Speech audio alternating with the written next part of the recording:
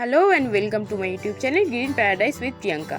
আজকে আমি চলে এসেছি আমার বাড়ির এই 12 মাসি থাই অল টাইম আমের গাছটি নিয়ে। আমার এই আম গাছটির বয়স 2 বছর। এর মধ্যে গাছটি দুবার ফল দিয়েছে। দেখুন আম গাছটি কত সুন্দর ঝোপালো এবং প্রত্যেকটি ডালের আগায় নতুন পাতা ছেড়েছে। আমার রেড ব্যানানা এবং কাটিমন আমের গাছের কেমন ফলন হয়েছে তা আপনাদের সঙ্গে অলরেডি শেয়ার করেছি। এই আমের ফলনও কিন্তু দারুণ। তো চলুন জেনে নিই কিভাবে গাছ এত সুন্দর ঝোপালো করা যায় এবং গাছে গাছ ভর্তি ফল ফলানো যায় তার কিছু বেসিক টিপস। আমি গাছে বছরে দুবার মিক্সড খাবার দিই। এর মধ্যে থাকে ভার্মি কম্পোস্ট, গোবর সার, হাড় গুঁড়ো, শিংকুচো, সরিষার খোল ভিজানো জল। এছাড়াও এই খাবারটি গাছে প্রয়োগ করবার সময় আমি লাল পটাশ সুফলাও দিয়ে থাকি। এছাড়াও কিচেন ওয়েস্ট গোবর সারের সঙ্গে পচিয়ে তৈরি করা মিক্সড খাবারও আমি গাছের গোড়ায় দিয়ে থাকি। এছাড়াও সপ্তাহে একদিন করে গাছে সরিষার খোল ভিজানো জল দিই। ভাতের ফ্যান জলের সঙ্গে মিশিয়ে দিতে পারি। এই ভাতের ফ্যান বা মাড়ের মধ্যে থাকে পটাশিয়াম, যা গাছের পক্ষে অতি প্রয়োজনীয় একটি উপাদান। এছাড়াও আপনারা মাছ বা মাংস ধোয়া জলও গাছের গোড়ায় দিতে পারেন এবং চা পাতা রান্না করার পর সেটিকে রোদে ভালো মতো শুকিয়ে গাছের গোড়ায় দিতে পারেন সার হিসাবে। তবে গাছে খাবার বা সার প্রয়োগের সময় একেবারে গাছের গোড়ায় খাবার বা সার দেবেন না। গাছের গোড়া থেকে কিছুটা দূরে মাটি খুঁড়ে আলগা করে নিয়ে খাবার দেওয়ার পর সেই মাটিটা আবার সেই খাবারের উপর ঢেকে দেবেন। এতে জল দিলে গাছের গোড়া থেকে সেই খাবারটা ধুয়ে চলে যাবে না।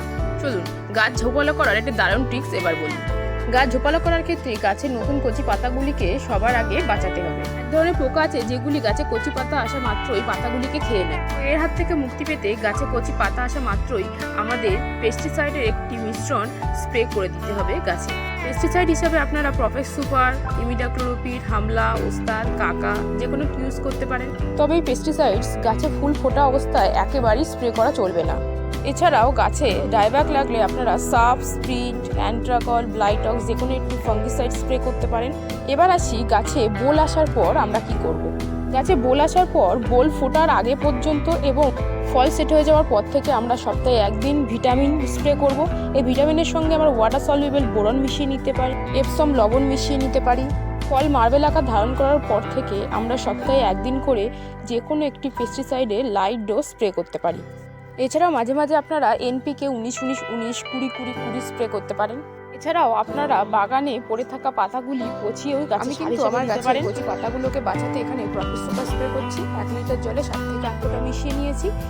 দেখুন আমার গাছে একটা বোলও চলে এসেছে, কিন্তু বোলের ফুলগুলো এখনো ফোটেনি, তাই আমার প্রফেক্স সুপার স্প্রে করতে কোনো বাধা নেই।